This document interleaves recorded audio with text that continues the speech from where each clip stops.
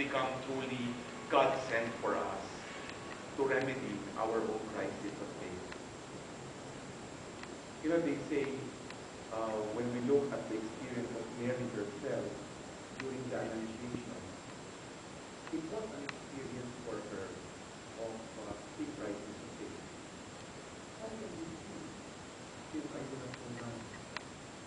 She was filled with fear, but then in the end, because she was God-fearing, and she was subservient to God's will, she said, I am the new servant of the Lord. Let it be done to me according to thy word. During the 4th century,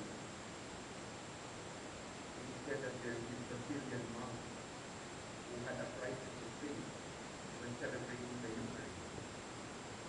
He would say, a time came when perhaps he himself, as a presider, as a priest, would not believe that the bread and wine is the body and blood of Christ.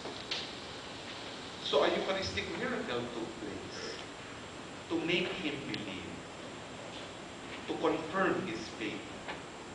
And true enough, the bread and wine became flesh for him not only to understand, but to embrace the Eucharist. In 1986, the Filipino people had a crisis of faith. For all of us, for a number of us, perhaps who were here, who knew what took place, I was a seminarian then. Perhaps we did not know how things would fall into place. But God worked His great miracle on that February here at Edsa. And I'm sure it was God's hand who made all things possible. That we were free and we were able to once again recover our democracy. Some people say it was man-made, but I would, and a number of Catholics and believers would accept that it is because of our faith in God, our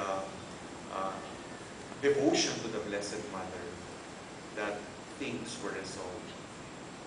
You know, we look at our readings today and we will understand also this experience of crisis of faith. The first reading from the book of the prophet Isaiah tells us of how Isaiah was prophesying before a people in exile. They were sinners, they were sinful, the Israelite people who were banished. And in their own experience of hopelessness, of helplessness, they needed Isaiah who will tell them of who God is. And that's why we will understand why the words of the first reading tell us of the sovereignty of God, of God's omnipotence, of God's salvation. If you were keenly listening, you will observe that towards the end, the prophet was saying, God saves. God will make sure that He will not abandon you, His people. You will come home to your land, flowing with milk and honey.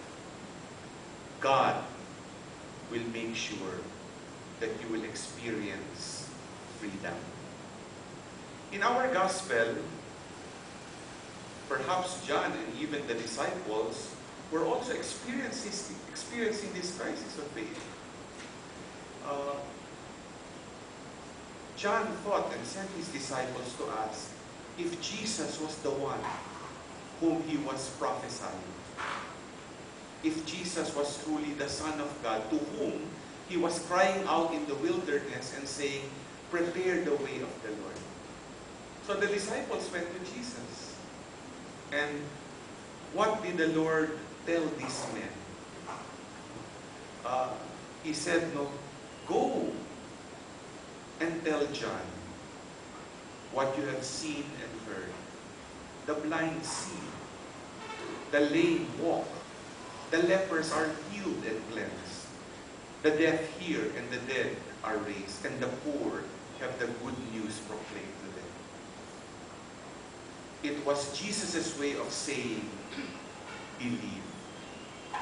You're on the right track, John. You did your job. You made your prophesying well. I have come. You know, we have our own share of crises of faith. If perhaps we would just share our stories this whole day of what we have undergone, our trials and tribulations in life, the day will not be sufficient. Even the week. People go to the simbang gabi at times, the novena masses, to prepare for Christmas Day for a particular petition, to resolve a problem. They have a particular intention because they know, given their faith in God, that something will happen. God makes things happen. And they can once again be firm in faith that their God is the God of history and the God of salvation.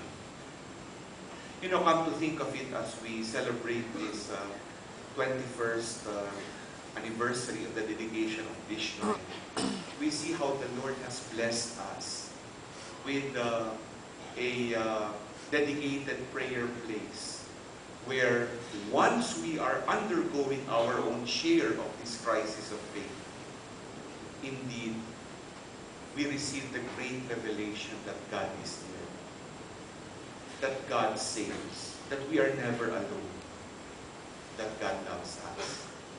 And I'd just like to identify 4 practical blessings we have received in this shrine throughout the years and the years to come. Connecting this to how we are able to remedy, or God is able to remedy, our crisis of faith. Number 1, the celebration of the Eucharist. When this shrine was dedicated, when this shrine was established, we see the growing numbers of people celebrating Mass. Perhaps they have come here to worship, to listen to the homilies of Father Sok, of the invited priests who have availed themselves of the opportunity to celebrate Mass. But true enough, the Eucharist has become their source of refuge and strength. And we know the growing numbers of people attest to the fact that the Eucharist have truly been God's way of strengthening them to always hope that God will always be faithful, that God will always be loving. Second, and connected to the celebration of the Eucharist, is our adoration before the Blessed Sacrament. Not only here in this main chapel, but also in our adoration chapel. People flock to be with the Lord, to pray, to have that what we call dialogal encounter, to make sure that even in silence, as they pray, as we pray, we are assured that God listens to our prayers. That our prayers do not land on deaf ears. Some prayers have been answered, some seemingly not. But why do we still go there or go here? It is because we know in faith that whatever God gives us, it is for our own good and for the best.